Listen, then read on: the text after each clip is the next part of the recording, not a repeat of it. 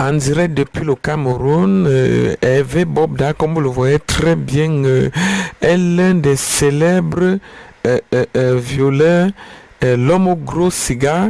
En ce jour-ci, il a été accusé de viol, de tuerie, kidnapping. Et c'est quelqu'un qui se balade avec l'arme. Vous savez très bien que les Camerounais, beaucoup de Camerounais, puisque il faisait des forfaits à Yaoundé, nous sommes d'abord en direct depuis Yaoundé que cette nouvelle vient de tomber.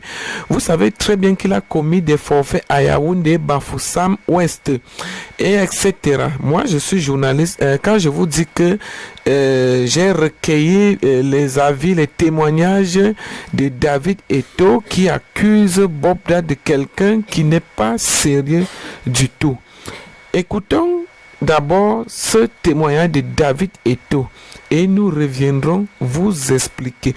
Puisque déjà SIA TV, la chaîne nationale, a parlé en ce jour-ci, 30 janvier 2024 au journal de 20h30. Donc cette nouvelle est confirmée que Hervé Bobda, c'est un violeur, kidnapping, l'homme au gros cigare, dont les témoignages, les accusés, dont les témoignages pèsent contre lui sur les réseaux sociaux. Donc écoutons d'abord David Eto'o pour ce genre de témoignage de Hervé Bobda. Je saurais vous dire, c'est parce qu'il avait peur. Je ne sais pas. Pour la population camerounaise, sortez oh maman, c'est chaud. Je dis que c'est chaud. David Eto'o. C'est-à-dire que le gars, il maîtrise celui qu'on appelle Hervé Bobda. Il connaît toutes ces pratiques-là. Et d'après son audio, le gars fait ça depuis longtemps. Depuis plus de 20 ans. Je dis bien 20 ans qu'il fait ça.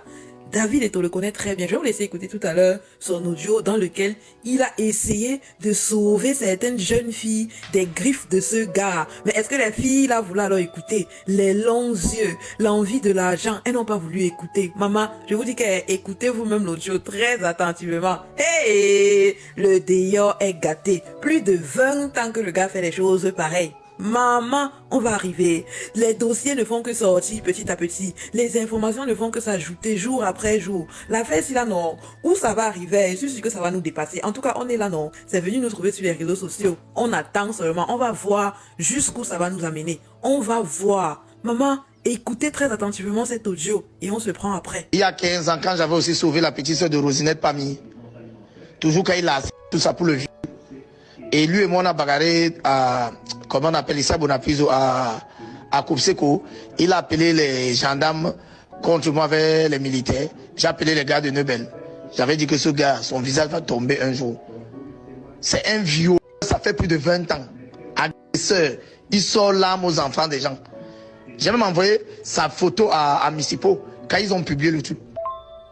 Je vous avais sauvé, mais je lui avais dit que essaye. Quand je vous ai vu avec ce gars, j'ai dit Seigneur, eux, les enfants, ils ne savent pas qu'ils sont entrés partis.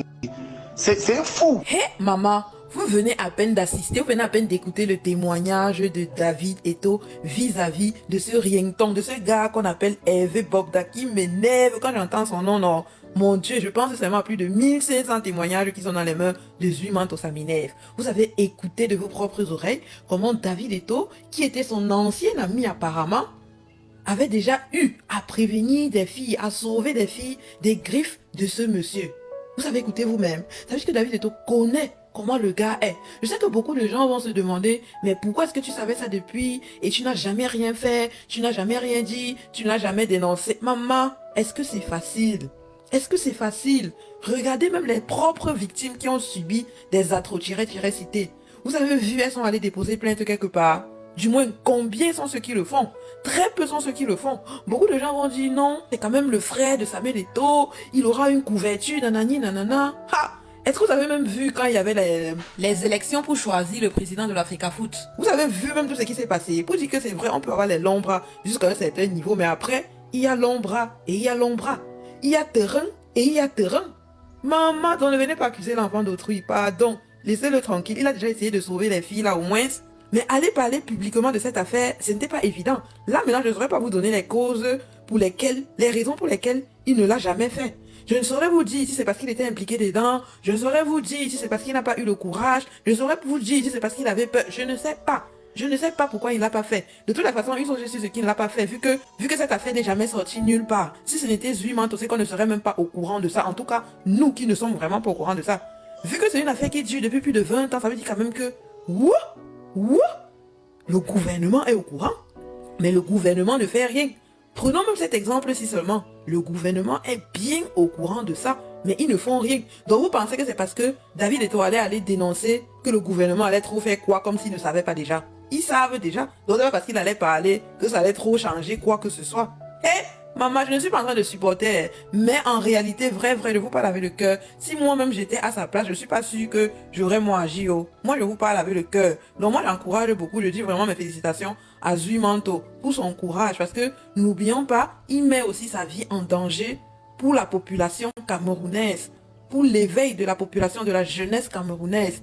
J'espère seulement que ce risque qu'il prend ne sera pas jeté dans l'eau. Voilà, c'est tout ce que je voulais partager avec vous dans cette vidéo.